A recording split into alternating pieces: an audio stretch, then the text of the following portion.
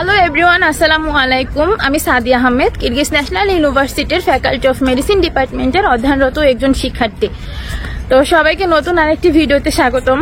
তো আশপাশে অনেক বেশি রোদ, আমি রোদে পুরো তাকাতে পারতেছি না, তবু ইউনিভার্সিটি থেকে বের হলাম। তো ভাবলাম আপনাদের সাথে একটা ভিডিও শেয়ার করি, যে কারণ এখানে বর্তমানে সেপ্টেম্বর সেশনের ভর্তি কার্যক্রম ওপেন হয়ে গেছে।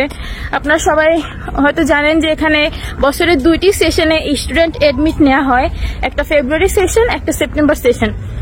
তো বর্তমানে সেপ্টেম্বর সেশন অলরেডি শুরু হয়ে গেছে। তো আমার ছোট যারা ভাই বোনেরা আছো, তোমরা যদি এখানে এডমিট নিতে চাও বা চিন্তা করতেছো যে বিদেশে এমবিবিএস পড়বে বা কিরগিজস্তানে এমবিবিএস পড়বে, তো তাদের জন্য আজকের ভিডিওটা অনেক বেশি হেল্পফুল।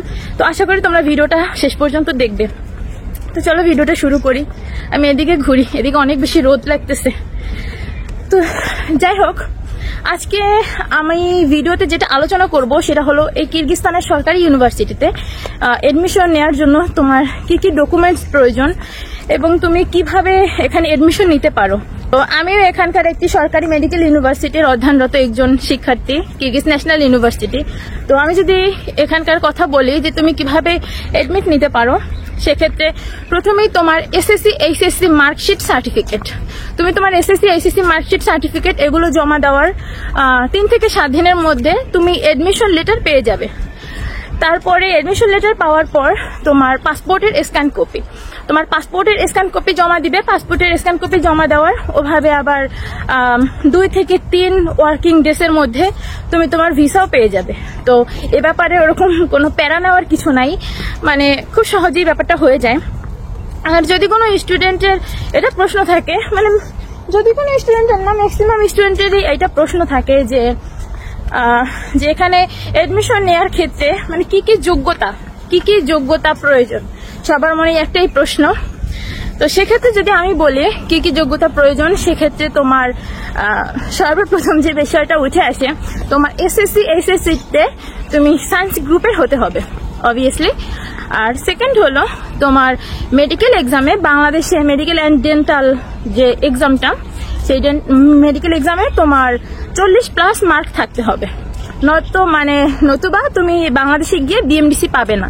আর যদি এখন কেউ প্রশ্ন করো যে আমার তো 5 মার্ক নেই, আমার 40 মার্ক নেই, সেক্ষেত্রে কি আমি পড়তে পারবো না, সেক্ষেত্রে কি আমার স্বপ্নটা শেষ হয়ে যাবে?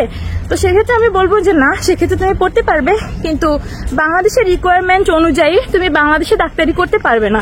হ্যাঁ, সেক্ষেত্রে তুমি যদি এরকম ভালোভাবে পড়াশোনা করো, সেক্ষেত্রে তোমার পরবর্তীতে ইউএসএমএলই প্লাব এগুলো দিয়ে তুমি ইউরোপের মতো দেশে তুমি সেখানে ডাক্তারি করতে পারবা, সেটা চাইলে তুমি সেটেল হয়ে যেতে পারো। একটা ব্যাপার যে তোমার এসএসসি এইচএসসি জিপিএ 9 পয়েন্ট থাকতে হবে, মিনিমাম তোমার 9 পয়েন্ট থাকতে হবে। আর এখন বর্তমানে এখানে সেপ্টেম্বর সেশন অলরেডি ওপেন হয়ে গেছে, অলরেডি সেপ্টেম্বর সেশনের কাগজপত্র জমা দিচ্ছে এবং বেশ কিছুদিনের মধ্যে এডমিশন লেটারও দেওয়া শুরু করবে। তো যদি কেউ চাও যে আমার ছোট যারা ভাই বোনরা আসো, যদি কেউ চাও যে তুমি বিদেশে এমবিবিএস পড়বে বা কিরগিজস্তানের মতো দেশে এমবিবিএস পড়বে, সেক্ষেত্রে তোমরা আবেদন করতে পারো। কারণ অবশ্য সরকারি ইউনিভার্সিটি সিট সীমিত, তো তোমার একার জন্য তো একটা সিট বসে থাকবে না বা ওভাবে রাখারও সুযোগ নাই। তো তুমি যদি চাও তুমি অ্যাপ্লাই করতে পারো, তুমি অ্যাপ্লাই করে তুমি তোমার সিটটি ফিল আপ করতে পারো। তো আমরা সবাই জানি যে পৃথিবীটা হলো একটা প্রতিযোগিতামূলক, তো প্রতিযোগিতামূলক, সবাইকে কেউ কারো স্থান দিতে চায় না, সবাই চায় একটি ভালো স্থানে থাকতে এবং ভালো একটা মানে পজিশনে যাইতে। তো আমি সেক্ষেত্রে বলবো যে যদি কারো ইচ্ছা থাকে যে হ্যাঁ আমি ডাক্তারি পড়বই বা আমি ডাক্তার হবই, সেক্ষেত্রে আর সময় নষ্ট করো না, সেক্ষেত্রে তোমরা অ্যাপ্লাই করতে পারো, সেক্ষেত্রে তোমরা এখানে আসতে পারো। আর আগে তো বললাম যে বর্তমানে সেপ্টেম্বর সেশন ওপেন হয়ে গেছে, সেখানে কাগজপত্র ডকুমেন্টস অলরেডি তারা নিয়ে ফেলতেছে। তো মানে তুমি যদি চাও তুমি অ্যাপ্লাই করতে পারো, কারণ সিট সীমিত, সরকারি ইউনিভার্সিটির সিট সীমিত। সেক্ষেত্রে আমি বলবো, আবারও বলি, তোমার এসএসসি এইচএসসি মার্কশিট সার্টিফিকেট, তোমার 1 কপি সাদা ব্যাকগ্রাউন্ডের ছবি, আর তারপর তোমার ভিসার জন্য তোমার পাসপোর্টের স্ক্যান কপি, এইগুলো লাগবে তোমার এখানকার এডমিশন টাইমে তোমার অ্যাপ্লাই করার জন্য। তারপরে তুমি অ্যাপ্লাই করার 3 থেকে 7 দিনের মধ্যে তুমি এডমিশন লেটার পেয়ে যাবে এবং তারপরে তুমি 2 থেকে 3 দিনের মধ্যে তুমি তোমার ভিসা পেয়ে যাবে। তো এই ছিল মানে তোমার কি কি ডকুমেন্টস এই সম্পর্কে।